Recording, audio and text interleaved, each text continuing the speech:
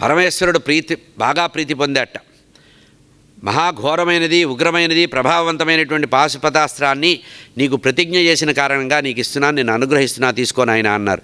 తతః పాశుపతం దివ్యం అవాప్య పురరీశ్వరం సంహృష్టరోమా దుర్ధర్ష కృతం కార్యమవాప్యయం. పాశుపతమైనటువంటి దివ్య అస్త్రాన్ని తీసుకొని తిరిగి ఈశ్వరుడికి ప్రదక్షిణం చేశారట. హర్ష పులకాంకురాలు, శరీరం అంతా పులకాంకురాలు వచ్చినాయి, గద్గదమైందట. ఆ గద్గద ప్రావైన శరీరాన్ని చూసి ఆ కృష్ణార్జునులిద్దరు కూడా తట్టుకోలేక అక్కడ నమస్కరించారట. ఈ విధంగా ఆ పాశుపతాస్త్రాన్ని శంకరుల వారి ద్వారా కృష్ణార్జునులు స్వీకరించారు. ఈ విధంగా ఇది ద్రోణ పర్వంలో ఉండేటువంటి మహాభారతంలో ఉండే మనకి చెప్పుకునేటువంటి మహాదేవ వైభవం. ఇక శతరుద్రీయం గురించి చెప్పాలి. మహాభారతంలో గొప్పతనం ఏంటంటే దుర్గాదేవి స్తోత్రాలు 2 చోట్ల కనబడతాయి. అనుశాసన పర్వంలో శివసహస్రనామం కనబడుతుంది.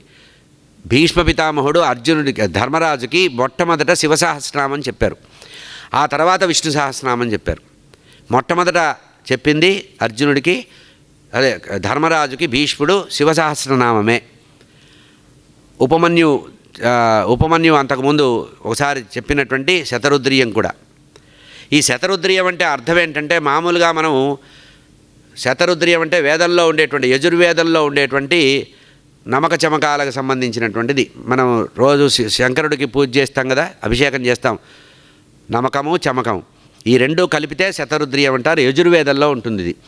ఇది ఎవరు పడితే వాళ్ళు చదవకూడదు కనుక, ఎందుకంటే స్వరాలు ఉంటాయి, వేదంతో సమానం కనుక వేదం ఉచ్చరించకూడదు కనుక ఇవాళ రేపు మనకి రింగు టోన్లు కూడా పెట్టుకుంటున్నారు. మహాపాపం ఇది. ఈ విషయాన్ని కల్పించి కలియుగంలో జీవులందరినీ ఉద్ధరించడానికి వ్యాస భగవానుడు కృపయా మునినాకృతం. మహాభారతం ఎందుకు రాశాడంటే కృపయా మునినాకృతం. కలియుగంలో జీవులందరూ కూడా రకరకాల రాగద్వేషాలకు లోనవుతారు, కష్టాలు పడతారు, రోగాలు వస్తాయి, ఆయుష్ తగ్గుతుంది, కోరికలను తగ్గించుకోలేరు, ఆరోగ్యం దెబ్బతింటుందని వీళ్ళందరినీ ఉద్ధరించడానికి పంచమవేదంగా మహాభారతాన్ని రచించారు. 4 వేదాల్లో ఉండేటువంటి ఏ సారమైతే ఉందో ఆ సారాన్ని తీసుకొని వేదాలు ఉపనిషత్తుల యొక్క సారంతో, అందుకనే భగవద్గీతలో సూపనిషత్తు బ్రహ్మ విద్యాయాం యోగశాస్త్రే శ్రీకృష్ణార్జున సంవాదే, అది కూడా వేదము ఉపనిషత్తే, అది వేదాంతము, ఇది నేరుగా వేదమే. శతరుద్రీయం అనేది నేరుగా వేదమే. అటువంటి శతరుద్రీయాన్ని అందరూ చదువుకోవడానికి వీలుగా పరమ కృపయా మునినాకృతం అన్నట్టుగా మహాభారతాన్ని రచిస్తున్న వేదవ్యాస భగవానుడు భవిష్యత్తులో వేదాన్ని చదవడానికి అధికారం లేని వాళ్ళు ఉంటారు, వాళ్ళు రుద్రభగవాన్ని అర్చించడం కష్టమవుతుందని శ్లోకరూపకంగా రాశారండి. మీరు ఏదైతే నమకచమకాలు స్వరరూపంగా స్వరయుక్తంగా ఉంటుందో అది ఇక్కడ మీకు అనుశాసన పర్వంలో, తర్వాత ద్రోణ పర్వంలో మనకు శతరుద్రీయం లాగా ఉంటుంది శ్లోకరూపకంగా. అంటే నమస్సోమాయచ రుద్రాయచ స్వరాలు ఉంటాయి కదా, అవి లేకుండా శ్లోకాలు ఉంటాయి, అనుష్ఠుప్ శ్లోకాలతో ఉంటాయి. కనుక ఈ అనుష్ఠుప్ శ్లోకాలతో ఉండేటువంటి శతరుద్రీయ శ్లోకాలని ఎవరైనా చదువుకోవచ్చు, గుర్తుపెట్టుకోండి. అంటే వేదం చదవకూడదు కనుక నమక చమకాలతో అభిషేకం ఎవరైనా చదువుతూ ఉంటే మనం అభిషేకం చేయవచ్చు, కానీ మనము నేరుగా అధికారం లేని వాళ్ళు వేదంలో ఉండేటువంటి అంతర్భాగమైనటువంటి యజుర్వేదంలో ఉండేటువంటి శతరుద్రీయాన్ని ఎవరు పడితే వాళ్ళు చదవకూడదు, ప్రమాదం. దీనికి భాగవతంలో కూడా అనేక ప్రమాణాలు చెప్పారు. వేదమంత్రాలు స్వరలోపం జరిగితే విపరీత ఫలితాలు వస్తాయి. మనకి వృత్రాసురుడు పుట్టింది అట్లాగే దేవీ భాగవతంలో కూడా అంతే.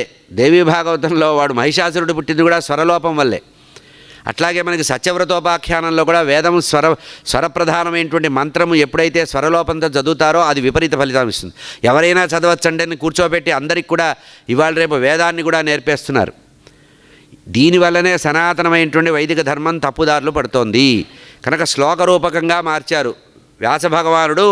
వేదంలో ఉండేటువంటి శతరుద్రీయాన్ని శ్లోకరూపకంగా మార్చారు. ఇది మనకి భారతంలో కనబడుతుంది. కనుక శివ మహిమకి సంబంధించిన విషయం మహాభారతంలో మహాదేవుడు అనేటువంటి విషయానికి ఈ శతరుద్రీయం కూడా ప్రమాణంగా చెప్పబడింది.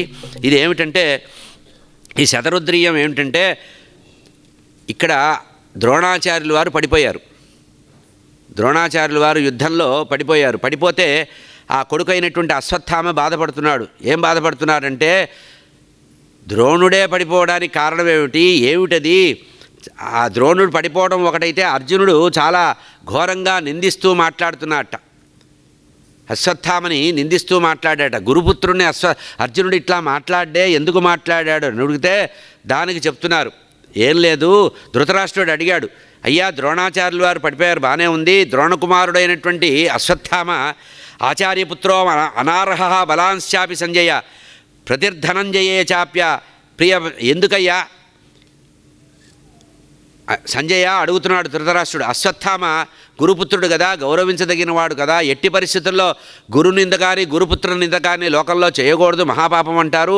పరమధర్మాత్ముడు మహాపండితుడైనటువంటి అర్జునుడు ఈ పాపం ఎందుకు చేశాడంటే, కాదు అక్కడ జరిగిన యుద్ధంలో ఆ అభిమన్యు కుమారుని సంవరించినప్పుడు చాలా ఘోరంగా నీచంగా ధర్మానికి విరుద్ధంగా అందరూ కూడా చుట్టుముట్టి ఏకాంతంగా ఒక్కడిని చేసి చంపారు కనుక దాన్ని తలుచుకొని ఆవేదన పడుతున్నటువంటి ఆ ఆగ్నేయ అస్త్రాన్ని కూడా అభిమంత్రించి వేయడం, అటువంటి కార్యక్రమాల కారణంగా అర్జునుడు సమస్త అస్త్రాలని కూడా భావన చేస్తూ అప్పుడు గురుపుత్రుడిని కూడా నిందించడం జరిగింది. యోసౌ నారాయణో నామ పూర్వే మామపి పూర్వ ఆదిదేవో జగన్నాథ లోకకర్త స్వయం ప్రభు అద్య సర్వస్య లోకస్య అనాథనిధనో.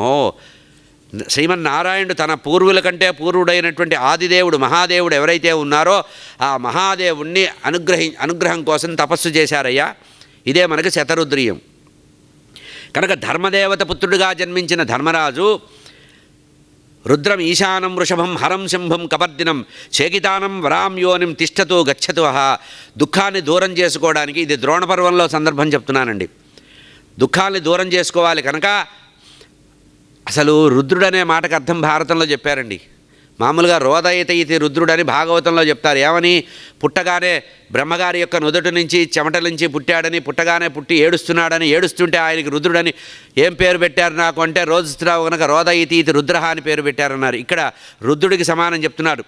రుద్రం ఈశానం వృషభం హరం శంభం కపర్దినం చేకితానం పరం యోనిం తిష్టతో గచ్చతు. సర్వజీవుల యొక్క దుఃఖాన్ని దూరం చేసేవాడు కనుక రుద్రుడు అంటారట. అందరి ఏడుపుల్ని పోగొట్టేవాడు రుద్రుడయ్యాడు, అంతేగాని ఆయన ఏడ్చినందుకు ఆయనకి రుద్రుడని పేరు పెట్టలా. సర్వజీవుల యొక్క రోదనల్ని అంతరింపజేసేవాడు కనుక ఆయన్ని రుద్రుడు అంటారు. సర్వజీవుల యొక్క పాపాలకు పోగొట్టి మంగళకరుడుగా ఉంటూ జటాధారి అయి జగత్తుని కాపాడుతున్నాడు కనుక సర్వజీవుల యొక్క దుఃఖాన్ని పోగొడతాడు కనుక అతన్ని రుద్రుడు అంటారని ధర్మరాజు చెప్పాడండి ఇక్కడ భారతంలో. దుర్వాణంచ దుర్వృత్తిం, ఎవ్వరికీ కూడా నిరోధింపశక్యని వాడు కాదట. ఈ ఇక్కడ శతరుద్రియంలో ఉండేటువంటి విషయానికి సారం చెప్తున్నారు ఇక్కడ. ఎటువంటి వాట పరమాత్మ సులభుడు, దర్శనీయుడు, అత్యంత దుర్లభుడు, విశాల హృదయుడు, ఉదార హృదయుడు, దివ్యమైన ధనస్సు గలవాడు, అమ్ములపది గలవాడు. సాంబ సదాశివుడి కంటే మహావీరుడు ఎవరు లేరటండి. బంగారు కవచాన్ని దాలించి ఉంటాట, మనమేమో పులి చర్మం వేసుకున్నాడు బూడిద పూసుకున్నాడు అంటున్నారు. శతరుద్రియంలో వర్ణించిన విషయం.